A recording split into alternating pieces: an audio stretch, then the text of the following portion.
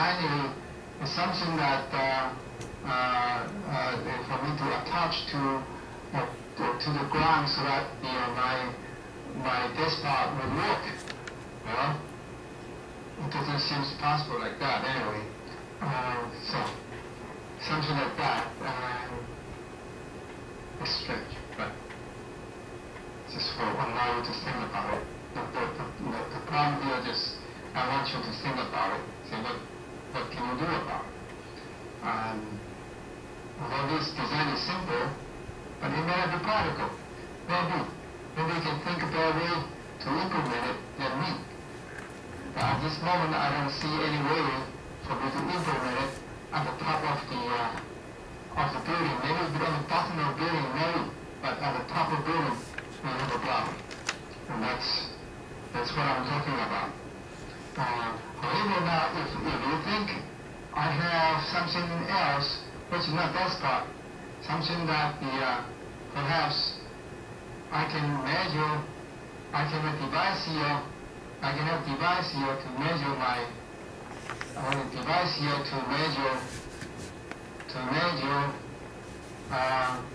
angular displacement,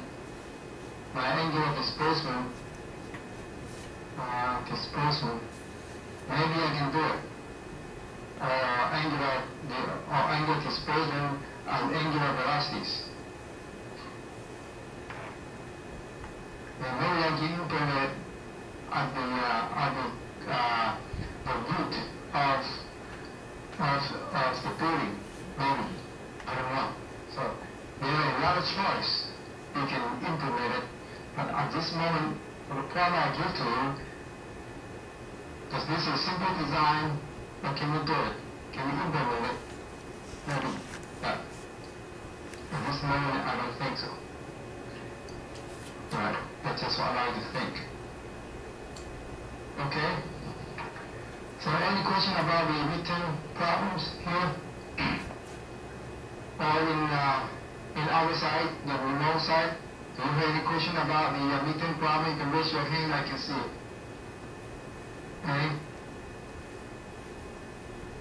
No? So you're satisfied with your test? Okay? So you have no problem, huh? Good. Hopefully you all got good score.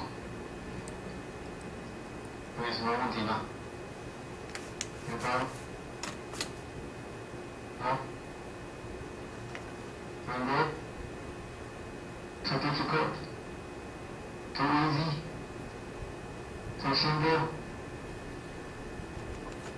So you have to listen careful when I talk in my lecture, right? Don't fall asleep. Because sometimes I can't cover everything in my lecture note. So sometimes I think something I need to cover, I need to explain, and I write it. That's the way I do. I think that's better. All right, no problem. Okay, no problem. Then let us close this guy. Let us talk about the homework number 8. Homework number 8. All right.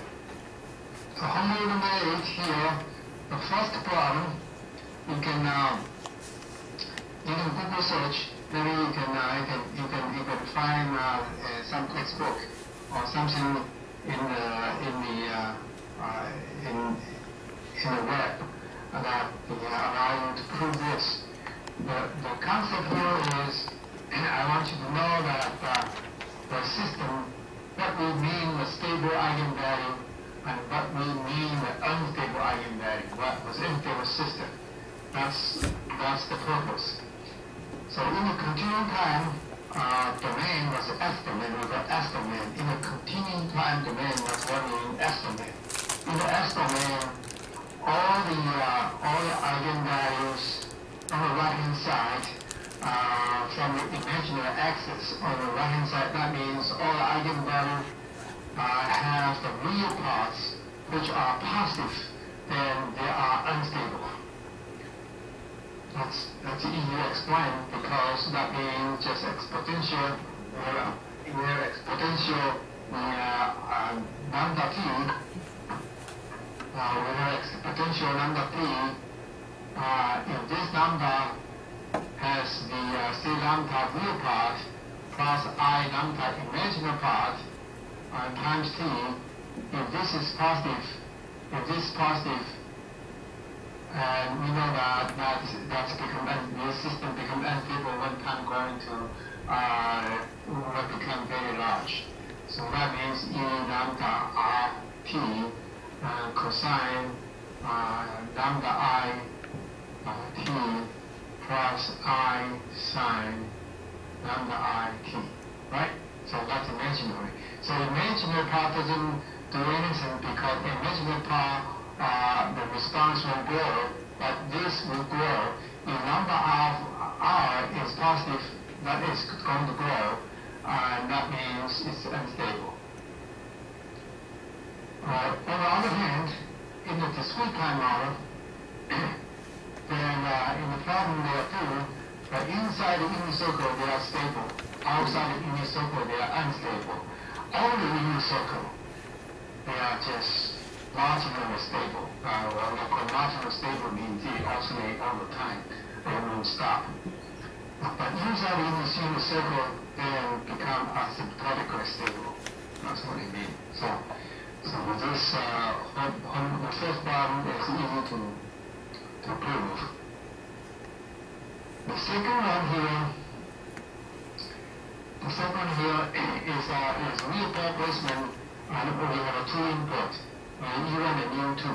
So giving you a two input, and I have a mass matrix, Stefan's matrix, how can I move my eigenvalue from my open loop eigenvalue to the closed loop eigenvalue? But this open loop eigenvalue just marginally stable. This open loop this is a continuous time. That means if you look at this, there's no damping term here. No damping term means they are oscillating. That means all the eigenvalues are on the imaginary axis, so no real part. Now, if I want to have the eigenvalue have negative real part, and you can use power placement technique to move your open loop eigenvalue to a closed eigenvalue. Today we're going to talk about that very soon. Alright, so these two problems, again, if you do go home and do the homework by yourself, then you will be able to get your exam right. Most of the exam, I will simply just modify your homework problem and for you to do the exam. So if you do your homework problem, you're supposed to know how to do your exam problem. That's what I mean. Right? So anyway, just go ahead to do your homework. If you don't know how to solve it, you can also discuss to your classmate, or you can talk to your teaching assistant, but don't copy somebody else's homework. Yeah, you can get an idea and go home to do your own. Okay. So any problem with homework? No? It's number 8. We have 2 more. Each semester I give 10 homework problems. Okay. If you don't have that problem, let us continue our power placement technique. It's difficult for me to explain very clearly about the concept, so please listen carefully.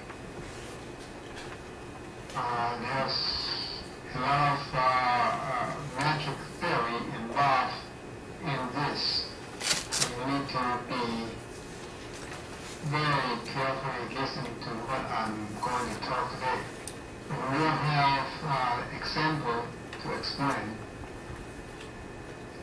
Right. Again, we have the open loop system. That means x bar equal to ACX plus BC U equal FC x. That's my first feedback. So I have U equal to FC x. So that's my feedback. Assume that I have the measurement of all the elements in the X. This X, in the continued time, this X will contain W and W dot. Right? This W is displacement. Right? And this W dot is velocities. Alright? So that means assume I do have measurement of displacement, I have measurement of velocities. If I do that, then I can have U, my feedback U, equal to F, C means continuous, X, feedback. That's my feedback. Right? So I have all the measurement, the state measurement, and I can do that. Now if I do that, my closed system becomes X dot equal to ACX plus ECFCX. So then I put a parenthesis for X, and I get AC plus ECFCX. Don't forget that this is AC is a matrix. So the AC is a square matrix. That's a square matrix. Right, that's a state matrix. Okay? And BC, depending on how many input you have, BC, for example, this is n by n. Assume this is an n by n matrix, n by n. And BC will be n by r. R is my number input. If my number input is 1, then that's just a column. If number input is 2, then you have 2 columns. In your homework, now you have 2 columns of BC. Alright? Then, if we add the eigenvalue, now in your homework 8A, just let you know that the eigenvalue of a state matrix determine the system is stable or not. So, I have X, that's my X, this X. This state X equal to, that's the way to solve the matrix equations. So the X equal to that's phi k e lambda kt. Then you can sub into this to your closed loop system, and you sub this X here into your closed loop system,